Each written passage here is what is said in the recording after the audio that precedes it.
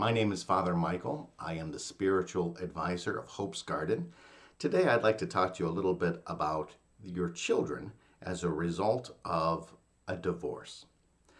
When a couple goes through a separation or a divorce, it is not uncommon for the children also to be affected. Some of the children may be still dependent, under 18 years old.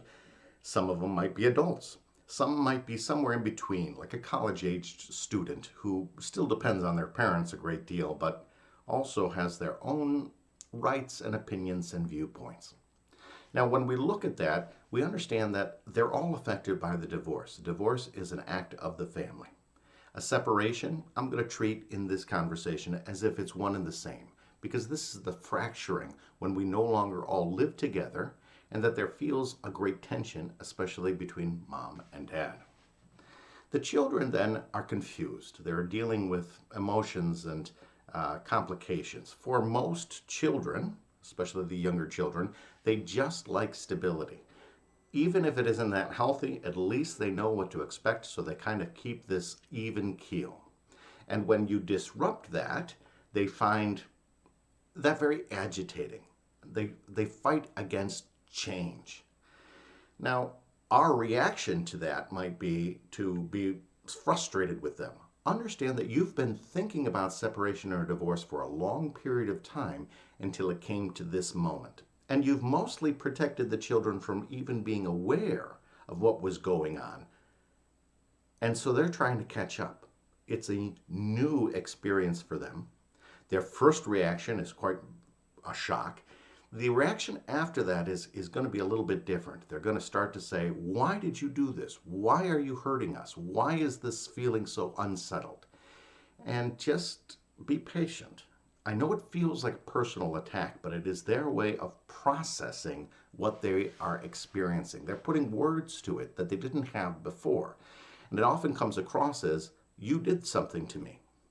Well, really what they mean is, you have the power in this situation. I don't. And so now I'm turning to you to help me understand this reality.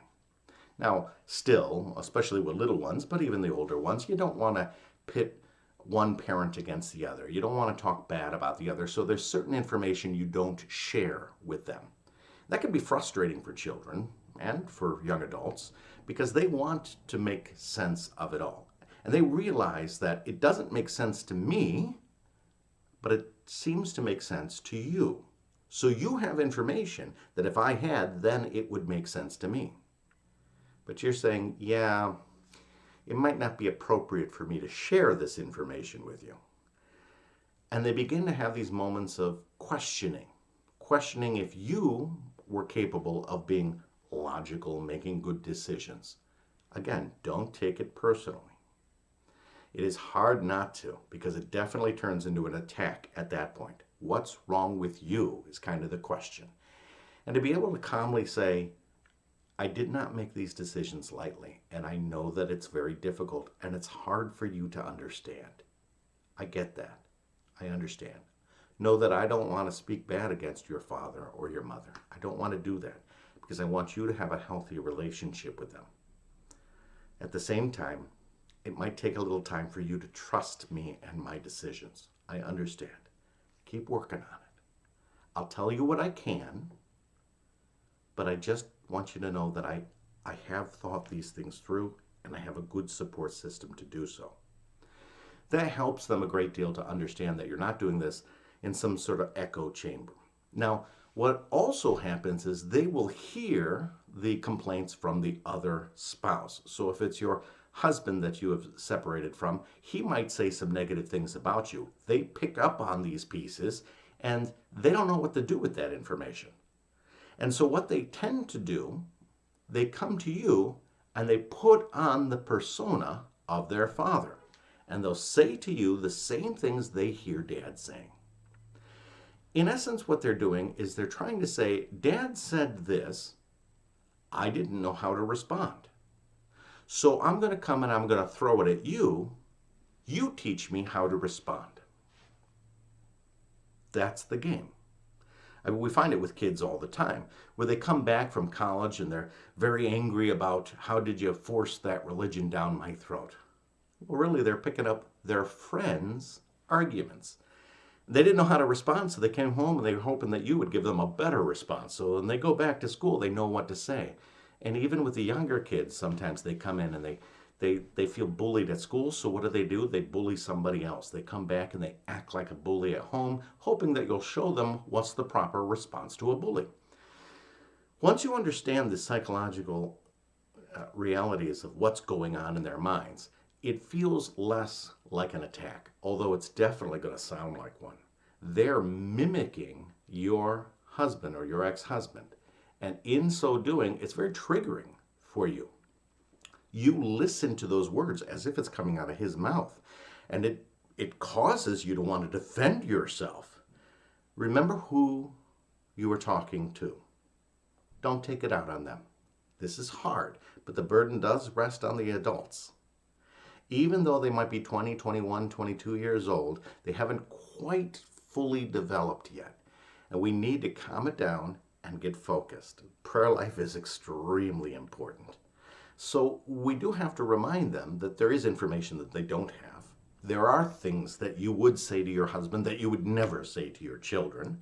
And although they're struggling to know how to respond, that you're trying your very best not to let that steal the peace.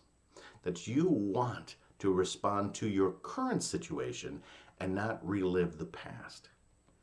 Hard to do, but as we take some time doing this, what we're going to find is that your children, over a longer period of time with patience, they will start to say, this parent always took the high road.